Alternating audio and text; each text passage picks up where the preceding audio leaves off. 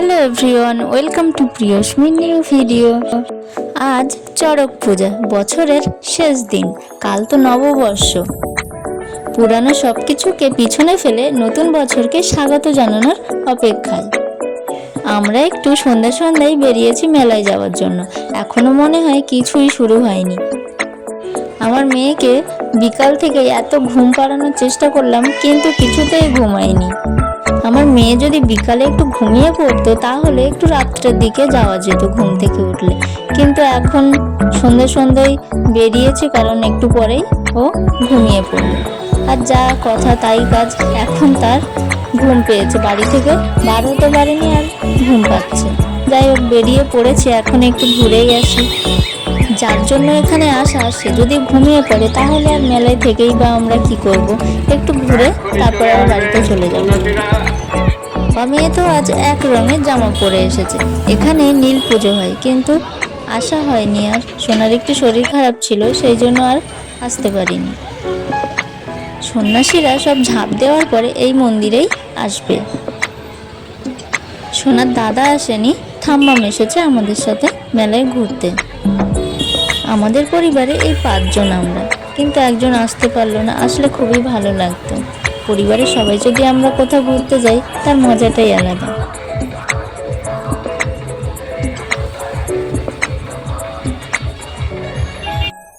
বাহ, গেটটা তো খুব সুন্দর করেছে, আর অনেক লোকজন দেখছি। আমি ভাবলাম হয়তো আমরাই এই সন্ধ্যা চলে এসেছি। আজকের মেলার মূল আকর্ষণ চড়ক ঝাঁপ এখনো শুরু হয়নি। যাই একটু মেলাটা ঘুরেই দেখে আসি। এখানে তো সব ছোট ছোট বাচ্চারা বেশ ভালো খেলা করছে, কিন্তু সোনা তো আর এসবে উঠতে পারবে না। ওকে জিজ্ঞাসাও করলাম যে তুমি কি চড়বে, বললো না। দেখি সামনে যদি অন্য কিছু খেলার পাই তাহলে সোনাকে সেখানেই নিয়ে যাব।